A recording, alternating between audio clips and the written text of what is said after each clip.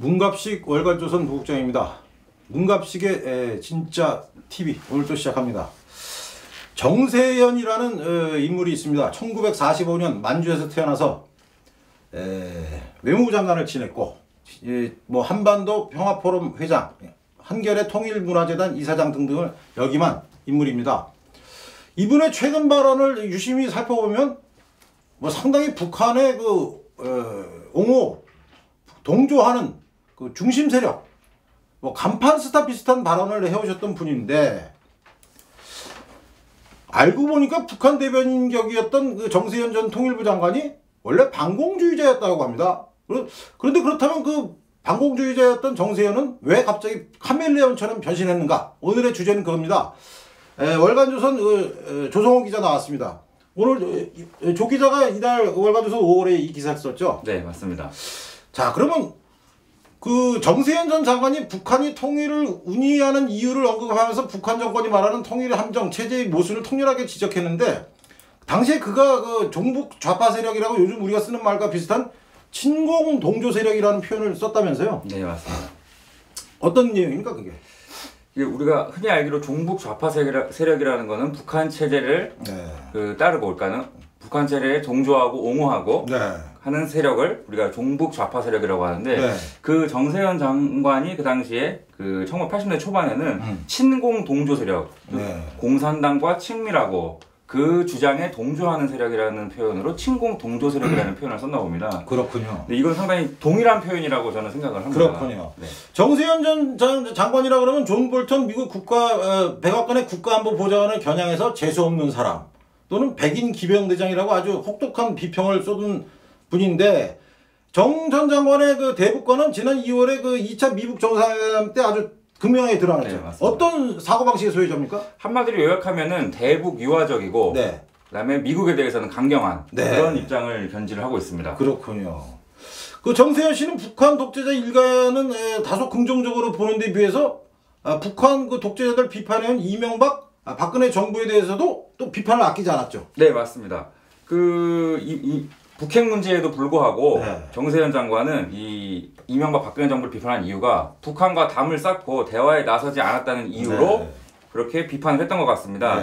일례로 2016년 10월 6일 날 그 프레시안 보도에서 정세현 장관은 북한 핵을 방치하면서 사실상 핵 능력 고도화에 눈을 감은 이명박 박근혜 정부가 북한 핵 강화의 1등 공신이라고 얘기를 했습니다.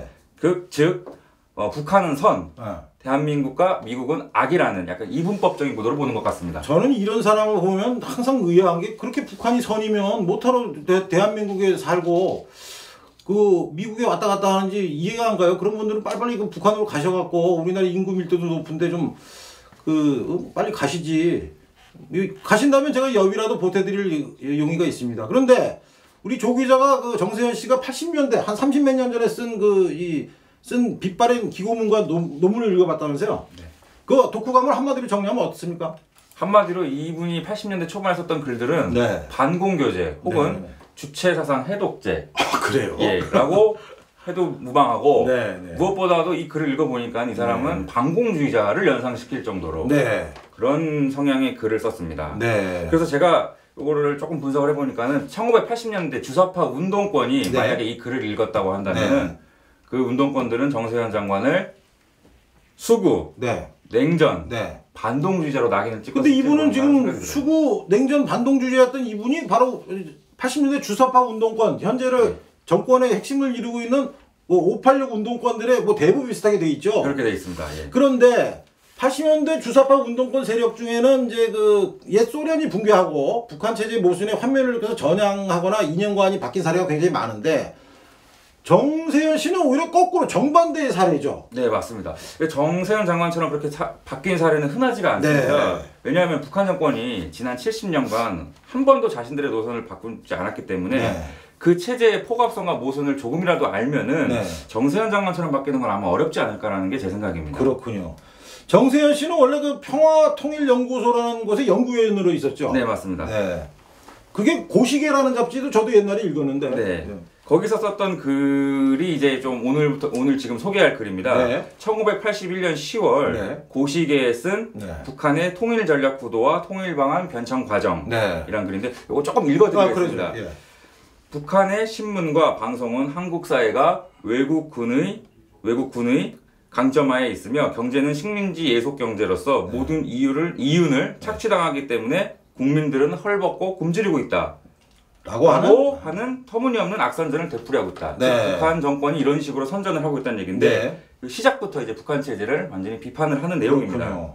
그리고 그 다음에 이어지는 내용이 북한의 통일관과 네. 통일 전략 구도는 비현실적일 뿐 아니라 네. 터무니없이 조작된 남한관 위에서 수립되고 네. 전개되고 있다는 데 문제가 있다. 네. 한마디로 북한이 통일 운운하는 것은 허구에 찬 것이라고 단정할 수 있다. 네. 라고 썼습니다. 근데 조 기자가 읽어보니까 정세현 씨가 과거 썼던 논문이라든가 글들, 기고문들을 읽어보니까 가장 눈에 띄는 게 북한이 선전한 평화에 대한 정세현 씨의 인식이었다면서요? 예. 네. 한마디로 결론부터 얘기를 하면은 정세현 장관은 네. 북한이 말하는 평화에 대해서 허구, 즉 사기라고 아예 규정을 해버렸습니다. 그렇습니까? 네. 근데 조 기자의 그 기사를 읽어보니까 이런 대목도 있더구만요. 그들이 통일 방안이라고 내놓는 대남 제의 변청 과정을 보면 한국 측이 도저히 받아들일 수 없는, 즉 협력하고 협조해서 통일을 이루겠다는 의지는 전혀 없는 제의들만 되풀이해왔음을 알 수 있다. 바꿔 말하면 수사학적으로는 평화를 위장하고 있지만 반드시 그 안에는 공산주의 전략 전술 이론에 입각한 함정을 파놓고 있다는 것이다. 네. 맞는 얘기네요. 네. 네. 그 예를 정세현 장관이 뭐를 들었냐면 북한이 주장하는 조국 통일 5대 강령이라는 것을 네. 예로 들었습니다. 네. 이게 김일성이 자신의 체제, 북한 체제를 대외적으로 선전하기 위해서 내세운 건데 이 5개를 3가지로 분석을 해서 북한 체제 허구성을 자기 스스로 논리로 입증을 했습니다. 그렇군요. 네. 하나하나 볼까요? 그러면 그 김일성이 얘기했다는 그 군사적 대치 상태 해소라는 게 무슨 뜻입니까? 이건 한마디로 주한미군 철수를 주장을 하는 겁니다. 그렇군요. 자신들의 인민군은 그대로 놔두고 네. 남한에 주둔하고 있는 주한미군 철수를 자신들이 주장을 함으로써 네. 남한의 군사력을 무력화시키겠다는 얘기입니다. 두 번째 강령인 다방면에 걸친 합작과 교류, 이게 무슨 뜻입니까? 이거는 공산주의자들이 상대방의 약점을 극대화시키고 네. 자신들의 역량을 극대화시키는 전술이라고 하겠습니다. 대민족회의는 제가 뭐 짐작이 갑니다. 우리 옛날에 김일성이하고 김구 선생, 김규식 선생이 평양인가 모여서 회의했던 뭐 그런 내용 비슷한 것 같은데. 맞습니다. 이것도 일종의 사기죠, 이것도. 대형 사기죠? 네. 그냥 사기가 아니라. 네.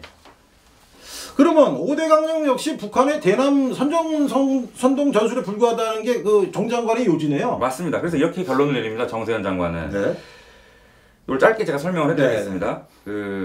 결국 북한 내 선동에 현혹됨이 없이 네. 분석적으로 그들의 제의를 우리 스스로가 검토를 해야 된다. 네. 그래서 통일의 혜택이 골고루 우리 성원들에게 돌아가는 방법을 강구를 해야 된다. 라면서 마지막에 중요한 게 이렇게 하는 길만이 네. 북한의 적화 통일 망상을 분쇄할 수 있을 것. 그리고 마치 방공웅변을 연상시키는 내용입니다. 완전히 방공교육의 교재에서 보던. 그리고 문제의 정세현 씨의 글에서 보면은 요즘에 우리가 많이 쓰는 친북 좌파 세력이라고 거의 똑같은 뜻인 친공 동조 세력이라는 표현이 나타났다는 게 놀랍습니다. 예. 어떤 내용입니까? 이게 가장 흥미로운 대목인데 네. 정세현 장관이 북한이 통일을 말하는 이유를 언급하며라는 대목에서 이 내용이 나옵니다. 네. 그 내용을 조금 더 제가 살펴보겠습니다. 네. 첫 번째, 이거 짧게 좀 설명해드리고 좀 길어가지고 북한은 유일 독재 체제의 유지와 그 세습을 목적으로 통일을 국호처럼 활용하고 있다. 네.